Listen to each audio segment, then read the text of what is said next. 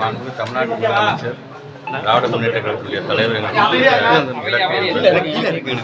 திருச்சி தெற்கு மாவட்டத்தில் 3 தொகுதிகள், மணப்பாறை தொகுதி, திருச்சி கிழக்கு, மூன்றுக்கும் சேர்த்து சொன்ன இலக்கு என்பது 30% பேரை நம்ம உறுப்பினராக சேர்க்க வேண்டும் என்று சொன்னால் அது கணக்கின் அடிப்படையில் தலைமை கழகத்திலிருந்து நாங்கள் வாங்கப்பட்ட ஃபாரம் மட்டும் கிட்டத்தட்ட 10,000 ஃபாரம் வாங்கியிருக்கிறோம். கிட்டத்தட்ட 2.5 லட்சம் பேரை உறுப்பினராக சேர்க்க வேண்டும் என்று சொல்லியிருக்கார்கள். ஆகஸ்ட் 15ஆம் தேதி வரைக்கும் அதற்கான கெடு வைத்திருக்கிறார்கள். நாங்கள் அந்த விதத்தில் இது வரைக்கும் 1,72,000 பேரை கிராஸ் பண்ணியிருக்கிறோம். நாங்கள் மிக விரைவாக, நானும் ஒவ்வொரு நாளும் பார்த்திங்கன்னா இங்கே வருகை தந்திருக்கின்ற ஒவ்வொருத்தருமே, இளைஞர்களேருந்து முதியவர்களேருந்து மகளிர் வரைக்கும் பார்த்திங்கன்னா இரவு முழுவதும் அவங்க என்னென்ன அந்த பணிகள் செய்கிறாங்க அதெல்லாம் உடனடியாக எனக்கு வாட்ஸ்அப்பில் அப்டேட் பண்ணுறதெல்லாம் பார்க்கும்பொழுது சும்மா சொல்லலை. தேர்தல் காலம்னு அப்படி வந்துருச்சுன்னா திமுக பேயாட்டம் வேலை செய்வோம் அப்படின்னு சொல்கிறாங்க. அதனால் கண்கூடாக என்னால் உணர முடியாது. ஒரு தலைமை ஒன்று சொல்லிடுச்சு, ஒரு மாவட்ட கழகம் ஒன்று சொல்லிடுச்சுன்னு அடுத்தபடியாக அதுக்கு சேர்ந்து எல்லாருமே உடைக்கிறாங்க. உள்ளபடியே பெருமையாக இருக்கின்றது. ஊர் கூடி தான் தேர்தலுக்கு முடியும். அந்தளவுக்கு எங்களுடைய திருச்சி தெற்கு மாவட்டம் எங்களுடைய கழகத்தினுடைய குடும்பம் ஒட்டுமொத்தமாக அனைவரும் இன்றைக்கி ஒன்று சேர்ந்து இந்த பணியில் ஈடுபட்டிருக்கிறாங்க. மிக விரைவாக எங்களுடைய தலைவர் எங்களுக்கு தந்திருக்கின்ற அந்த இலக்கை நாங்கள் எட்டிவிடுவோம். அது மட்டும் எங்களுடைய இலக்கு அல்ல, அதை தாண்டியும் வெறும் 30% தலைமை சொல்லிச்சு 30%ஓடு அப்படியே வீடு திரும்பிடக்கூடாது. இன்னும் அதிகப்படியாக சேர்க்க வேண்டும். அதற்கு கூடுதலாக ஃபாரத்தை நீங்கள் வாங்கிக்க வேண்டும் என்று சொல்லியிருக்கின்றோம். அதில் ஒரு வகையான ஒரு ஏற்பாடு தான் இந்த வார் ரூமும். ஸோ இந்த வார் ரூம் மூலமாக எங்களுக்கு ஐடி விங் மூலமாக என்னென்ன கருத்துக்கெல்லாம் இங்கே சொல்லப்படுகின்றதோ, இங்கே என்னென்ன மெசேஜ்லாம் இங்கே அனுப்பப்படுகின்றதோ அது சார்ந்தும் அதை உடனடியாக அப்டேட் பண்ணுறதுக்கு இந்த வார் ரூம் மிக பயனுள்ளதாக அமையும் என்று அதிமுக தேர்தல் பிரச்சாரத்தில் திமுக திட்டங்களை சொல்லி, அதாவது இவங்க அதை பண்ண மாட்டுறாங்க, நாங்கள் பண்ணுவோம் அப்படின்னு சொல்லிட்டு கேட்குற நிலைமை அதிமுக எப்படி பார்க்குறோம்? சரி, எதிர்கட்சியாக இருக்கிறவங்க இன்றைக்கி அந்த நிலைமைக்கு தான் நாங்கள் நடந்தால் இது செஞ்சுருப்போம், நாங்கள் அதை செஞ்சுருப்போம் என்று சொன்னார்கள். எல்லாமே எங்கே நிற்கிது என்று சொன்னால் மக்களுடைய நம்பிக்கையில் தான் இருக்கின்றது. யார் செய்வாங்க, இது வரைக்கும் யார் சொல்லியிருக்கிறாங்க, யார் செய்வார்கள் என்கின்ற அந்த நம்பிக்கை. இப்போ நாங்கள் தேர்தல் வாக்குறுதிகள் நாங்கள் கொடுத்துருக்கோம். அது ஒவ்வொன்றா படிப்படியாக நிறைவேற்றியிருக்கின்றோம். தமிழ்நாட்டு முதலமைச்சர் அடிக்கடி சொல்லதான் ஒட்டுமொத்தமாக நான் எல்லாத்தையும் நான் நிறைவேற்றி விட்டேன் என்று நான் சொல்ல மாட்டேன். இன்னும் செய்ய வேண்டியது இருக்கின்றது. செய்வதற்கான அந்த நிதியெல்லாம் வர அதை நாங்கள் ஒன்றின் பின் ஒன்றாக நாங்கள் செய்து கொண்டிருக்கிறோம் என்று தான் சொல்கிறார்கள்.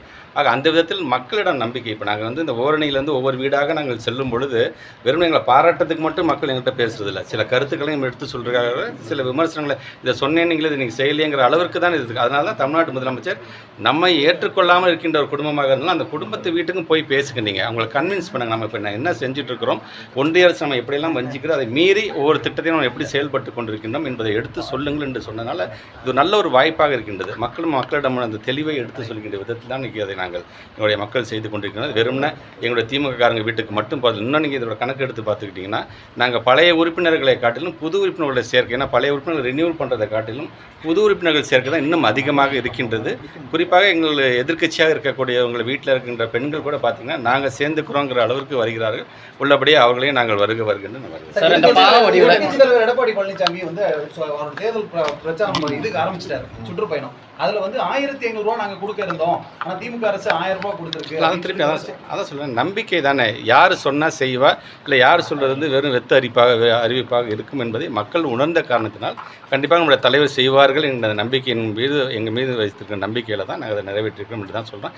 இனி அவங்க நான் 1,500 ரூபா தரேன், 2,000 தரேன், 3,000 தரேன் என்று சொன்னாலும் அதை மக்கள் கண்டிப்பாக நம்ப மாட்டார்கள் நம்பிக்கை எங்களுக்கு. மலையாள திரைப்படத்தை பார்த்து தான் இந்த பாவரிசை சீட்டிங் அரேஞ்ச்மெண்ட் ஸ்கூல்ஸ்ல பண்ணீங்கன்னு சொல்றாங்க.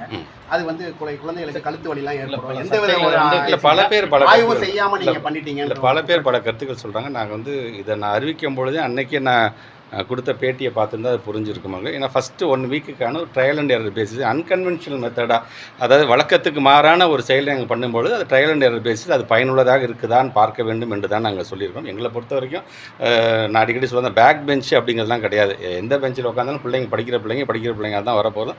அறிவாளி பிள்ளைங்க கூட பேக் பெஞ்சிலாம் வந்துக்கலாம். அதெல்லாம் கடந்து நம்ம டீச்சர்ஸ் பொறுத்த வரைக்கும் ஒரு லெக்சரிங் பேசிஸில் இல்லாமல் ஒரு கான்வர்சேஷனாக ஒரு இன்ட்ராக்ஷனாக இருக்கணும் பிள்ளைங்கக்கிட்ட.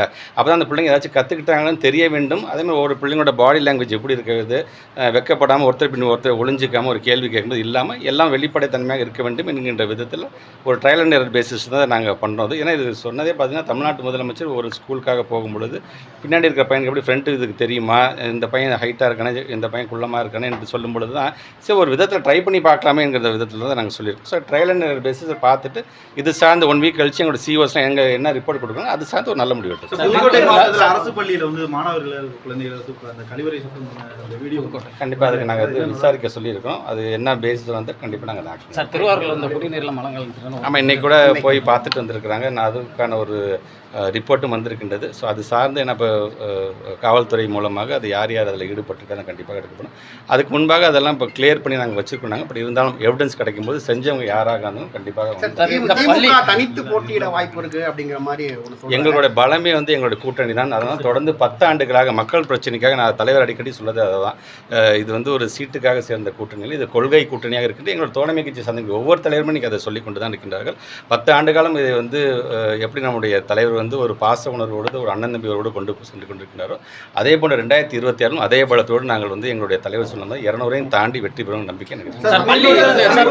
சிவகங்கை லாக்அப் டெத் உட்பட 24 சம்பவங்களுக்கு வந்து திராவிட மாடல் அரசு மன்னிப்பு கேட்கணும். அது சார்ந்து தலைமை கழகம் வந்து ஒரு சார் பள்ளிகள் இரவு நேரங்களுக்கு சமூக ஒரு கூடாரமாக அமைஞ்சிருக்கு அப்படிங்கிற மாதிரி ஒரு குற்றச்சாட்டு இருக்கு. ஏன்னா எல்லாருமே உள்ள வராங்க அப்படின்ட்டு. இல்லை இப்போ நீங்கள் சொன்ன மாதிரி தான் இப்போ நீங்கள் திருவாரூர் மாவட்டத்தை சார்ந்திருக்கின்ற ஒரு தகவல் சொல்லியிருக்கீங்க இல்லையா நீங்கள், அது சார்ந்து யார் யார் அந்த மாதிரியான விதத்தில் வந்து பள்ளிக்கூடத்தை தவறான விதத்தில் பயன்படுத்துகிறார்களோ அவர் மீது கண்டிப்பாக என்னென்ன நடவடிக்கை எடுக்கணும்னு அது கண்டிப்பாக எடுக்கும்.